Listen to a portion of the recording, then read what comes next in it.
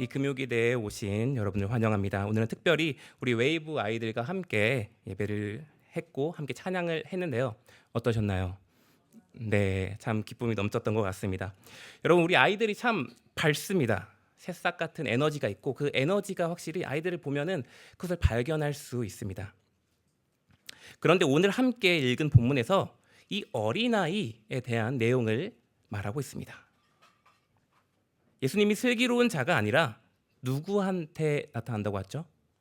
어린아이, 슬기로운 자가 아니라 지혜로운 자가 아니라 어린아이에게 나타낸다고 말하고 계십니다. 그렇다면 이것에 대해서 우리가 오늘 본문을 함께 살펴보면서 어떤 메시지를 담고 있는지 함께 보도록 하겠습니다. 오늘 본문 28절에는 이렇게 말하고 있습니다. 수고하고 무거운 짐진 자들아 다 내게로 오라. 우리가 익히 들었던 말씀이죠. 수없이 많이 들었던 말씀일지도 모릅니다.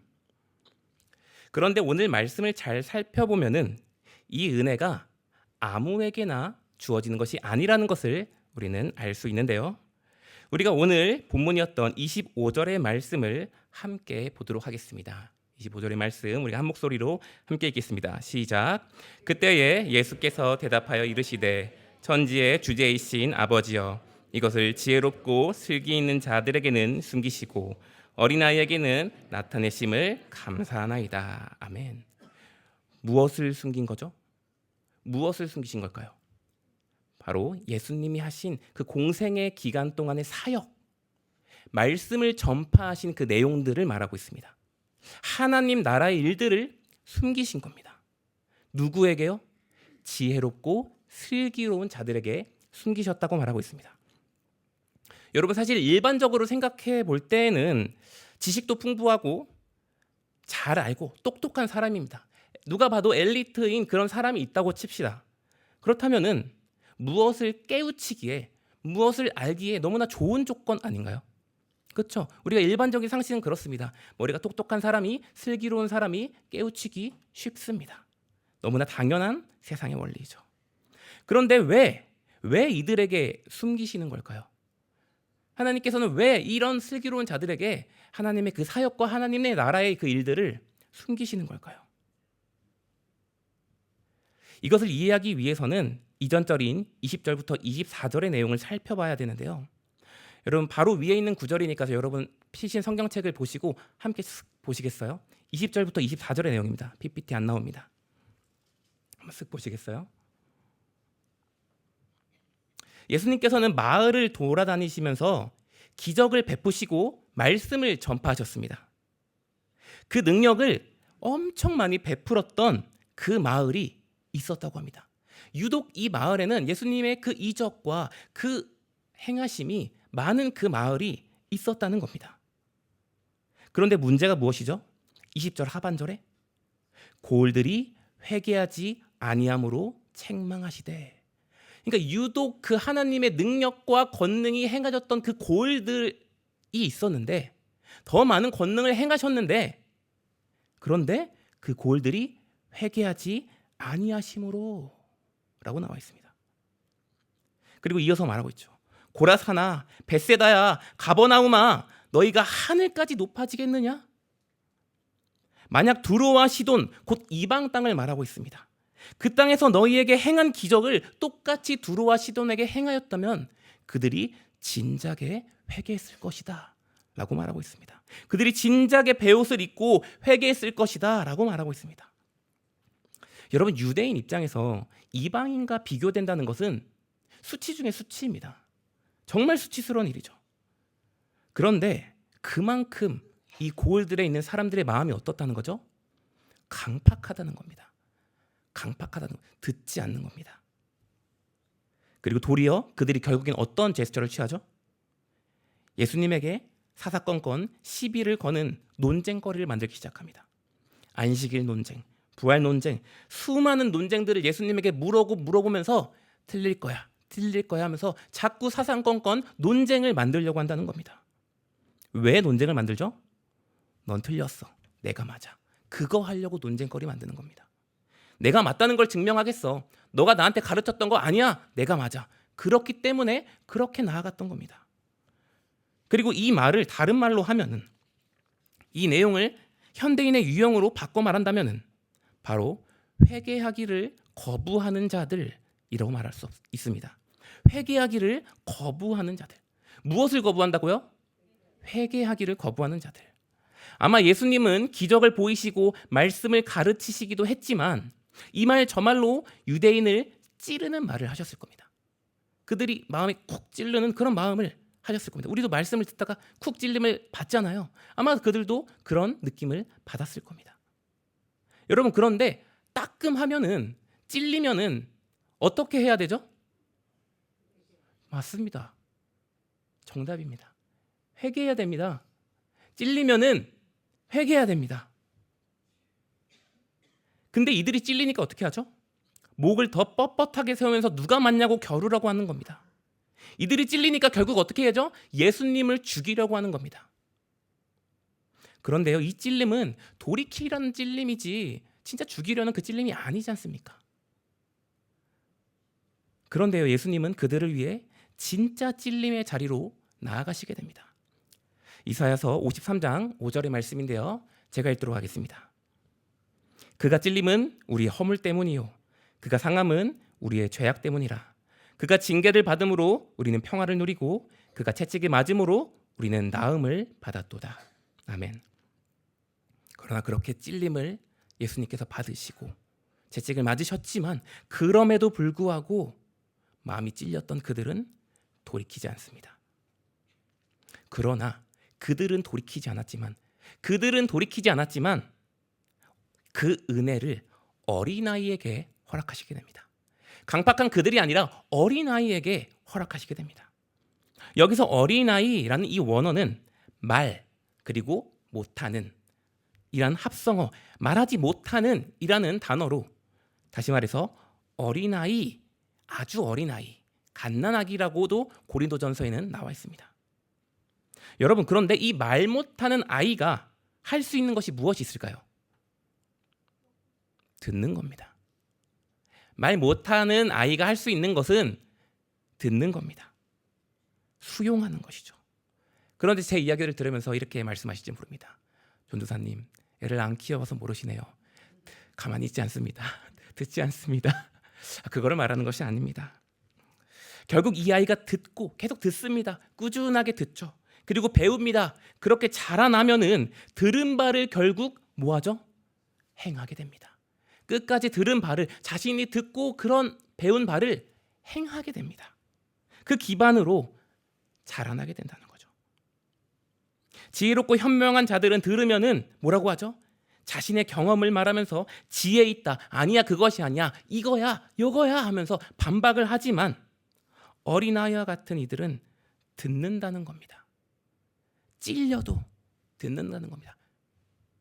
회개하고 순종으로 나아가게 된다는 겁니다. 여러분, 제가 며칠 전에 우리 부활주일이 있어가지고 우리 아이들과 현충원에 나가서 이제 전도를 하는 시간을 가졌습니다. 그런데 전도를 하는데 이제 반길이 이렇게 옮겨 나가고 있었는데 우리가 이렇게 우리는 죄인이에요 하면서 이렇게 설명을 하는데 한 어르신의 어떤 무리들이 이렇게 말하는 겁니다. 왜 아이들에게 죄인이라고 가르쳐요? 왜 이상한 거를 가르치죠? 라고 이야기하는 겁니다. 그러면서 되게 네거티브한 모습을 띠는 겁니다. 여러분, 그런데 이 모습 있지 않습니까? 우리는 죄인입니다라고 하는데 무슨 죄인이야 하면서 팍 밀어내지 않습니까? 이 모습, 방금 우리가 읽었던 그 본문의 내용과 매우 유사한 내용 아닙니까? 여러분, 우리는 죄인입니다. 하나님을 알 도리가 없는 창조주신 하나님을 알지 못했던 죄인, 목적에서 벗어난 존재, 창조된 목적에서 벗어난 존재, 그리고 스스로 바벨을 쌓아 이름을 높이고자 했던 그 존재. 그리고 이 말을 들으면 우리는 회개해야 됩니다. 우리는 죄인입니다 라는 말을 들었으면은 찔리는 것이 아니라 하는 것이 아니라 회개해야 된다는 겁니다. 그러나 반박한다는 겁니다. 자신의 경험과 지식, 지혜와 논리로서 거부하는 겁니다. 뭐 하는 거죠? 내 방식, 내 삶을 지키려고 하는 겁니다. 아니야, 이게 맞아. 이게 맞아. 내 지식이 맞다니까? 내가 생각했던 그 방향이 맞다니까? 아니야, 듣지 않을 거야. 예수님의 은혜를 모르면서 그분의 삶을 인정하지 않고 하나님을 인정하지 않으려고 하는 겁니다. 여러분, 그런 면에서 이런 어른분들, 많은 성인분들을 전도하는 건 참 쉽지가 않습니다. 이런 면에서 우리 아이들은 모든 것을 다 깨우쳐 알지는 못하더라도 말씀을 매주 먹고 채우며 하나님을 알아가고 있습니다. 그리고 회개에 대해서 이해하는 것에 있어서 점점 가까워지고 있습니다. 이 어린아이들은 정말 어린아이들과 같이 받아들이고 순종하며 나아가고 있다는 겁니다. 이런 면에서 우리 아이들 어렸을 때부터 말씀을 듣는다는 것은 너무나 귀하고 감사한 일이 아닐 수 없습니다. 그런데요, 우리 모든 성도님들 또한 이 찔리는 말씀에 있어서, 여러분을 찌르는 그 말씀에 있어서 말이죠, 어린아이와 같이 회개가 터져나오길 간절히 소망합니다. 때론 너무 날카로워서 아플 때면은 하고 반발심이 들 때가 있습니다. 그거 아닌데, 내가 그러고 했던 거 아닌데. 그럴 수 있습니다, 여러분. 사람이니까요. 감정이 있으니까요. 그러나 결국 우리는 말씀 앞에서 떳떳하게 서 있을 수 있는 사람이 없다는 겁니다. 말씀을 다 안다고 자만할 사람도 없다는 겁니다. 그렇기 때문에 우리는 말씀 앞에서 비록 찔리더라도 그 말씀 앞에서 결국에는 고개를 숙이고 겸손함으로 순종하는 모습을 지향해야 한다는 겁니다.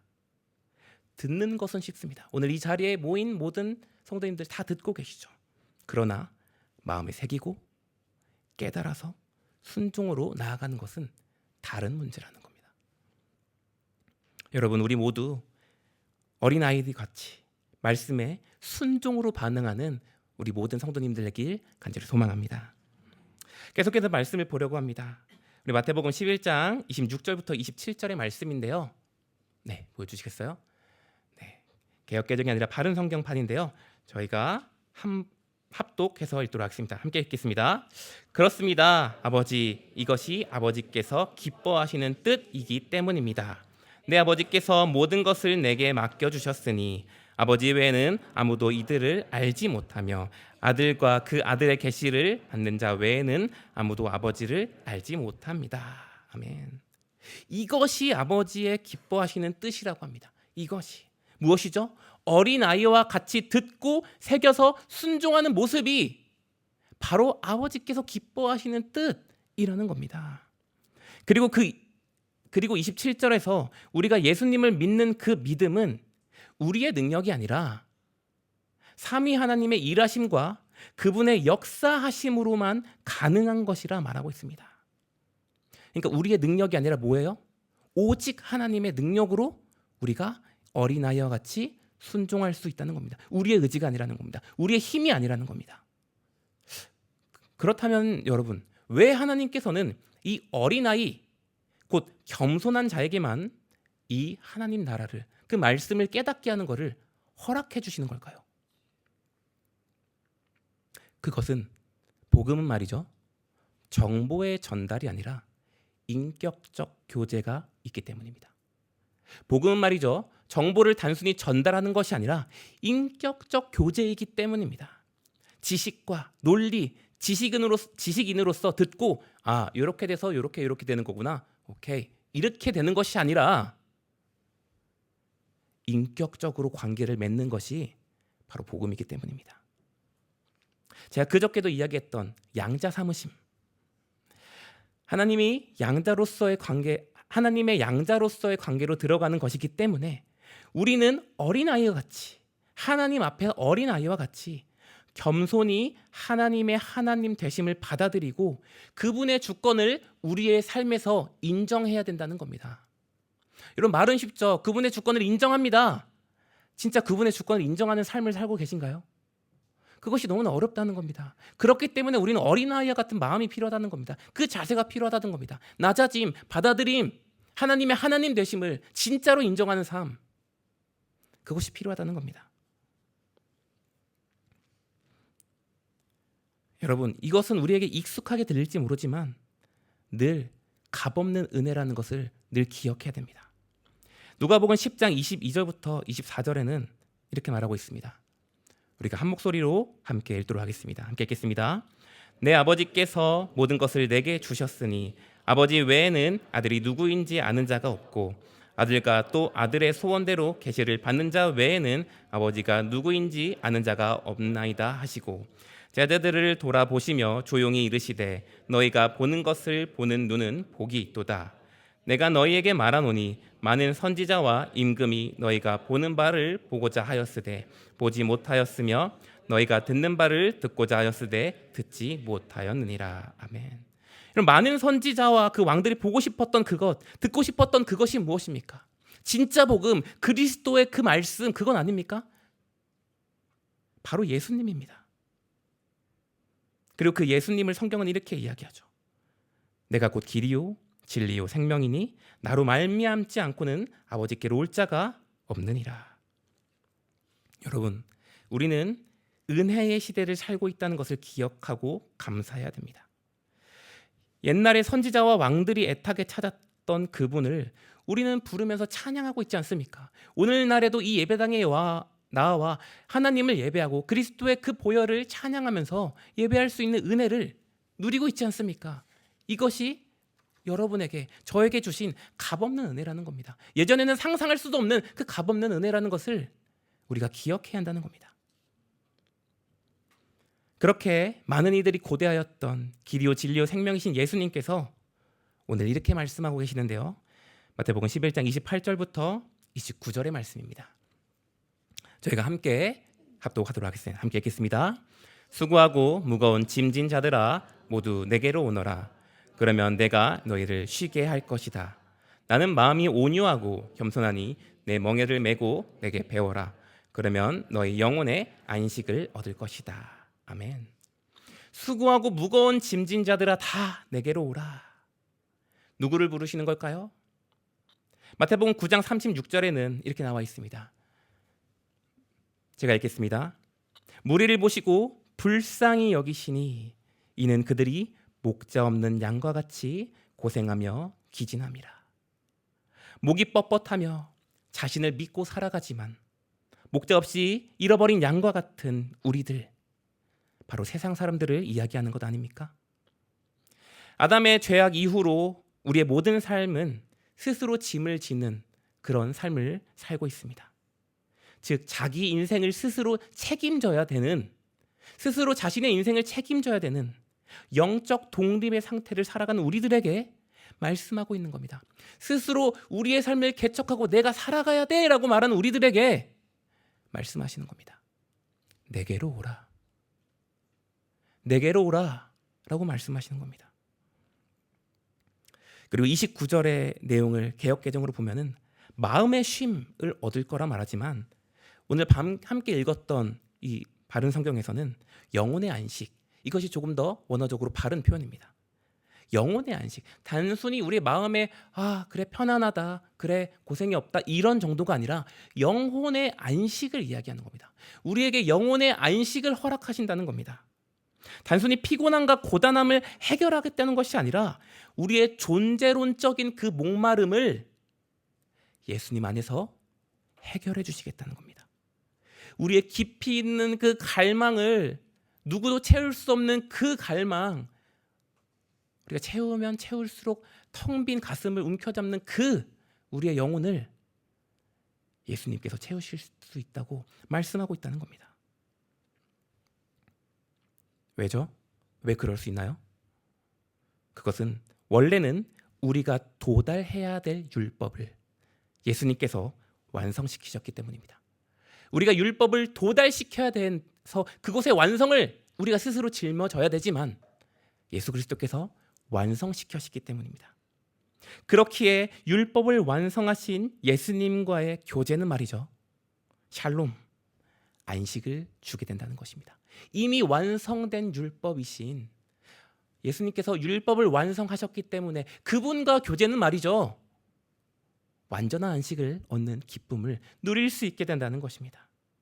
삼위 하나님의 연합과 같이 그 비밀에 초대하셨고 함께할 수 있는 은혜를 예수님께서 여러분에게, 저에게 허락하셨다는 겁니다. 그렇다면 말이죠, 그 예수님과 교제한다는 것은 무엇일까요? 예수님께서 이렇게 말씀하시죠. 내 멍에를 메고 내게 배워라. 내 멍에를 메고 내게 배워라.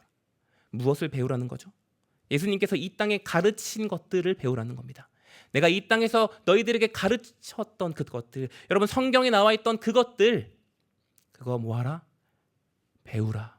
그 멍에 매라 라고 말씀하시는 겁니다. 하나님 사랑하라, 이웃 사랑하라, 그거 하라는 겁니다. 자신의 경험과 판단으로 스스로 지혜롭다 하면서 떳떳하게 살아가는 것이 아니라 내가 판단하고 내가 기준이 되어서 내가 이것은 아니고 옳고 그름을 판단하는 삶이 아니라 말씀마저도 우리가 판단하지 않습니까? 우리가 거르지 않습니까? 재고 우리 삶에서 행할지 말지 판단하지 않습니까? 그거 하지 말라는 겁니다. 재는 것이 아니라 할지 말지 고민하는 것이 아니라 어린아이와 같이 듣고 마음에 새겨서 순종하라는 겁니다. 예수님이 여러분의 모든 짐과 멍에를 없애주신다는 것이 아닙니다. 가볍다고 하신다는 겁니다. 다시 말해 짊어질 게 있다는 것이죠. 예수님께서 우리에게 가르쳐 주신 그것들, 우리가 짊어질 때, 예수님께서 이 땅에서 우리에게 말씀하신 그것들, 그 멍에를 우리가 짊어질 때 하나님께서는 우리에게 한량없는 그 은혜를, 영혼의 평안과 안식을 허락하신다는 겁니다. 샬롬, 영혼의 안식을 여러분이 소망하길 간절히 소망합니다. 사랑하는 여러분, 말씀을 마치도록 하겠습니다. 여러분은 지금 오늘날의 삶 가운데 샬롬을 누리고 있습니까? 영혼의 안식을 정말로 누리고 있습니까? 어떤 삶을 살고 계신가요? 여전히 자신이 기준이 되어서 말씀을 판단하고 할지 말지 결정하는 삶을 살고 계시지는 않습니까?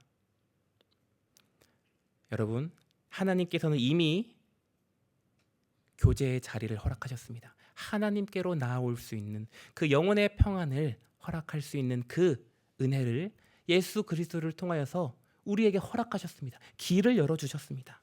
또한 성령님의 감동하심을 통하여서 우리에게 길을 열어주셨습니다. 그렇다면 우리가 해야 할 것은 이제 우리의 기준을 내려놔야 됩니다. 판단을 그쳐야 됩니다. 목의 뻣뻣함을 내려놔야 됩니다. 내가 맞다는 것을 내려놓고 이제는 순종하는 자리로 나아가야 한다는 겁니다. 사랑하는 여러분, 오늘 이 금요예배에 오신 모든 성도님들이 삶에서의 그 순종을 통하여서 영혼의 안식을, 그 샬롬의 은혜를 누리고 또한 전파할 수 있는 은혜를 살아가기를 예수 그리스도의 이름으로 간절히 소망합니다.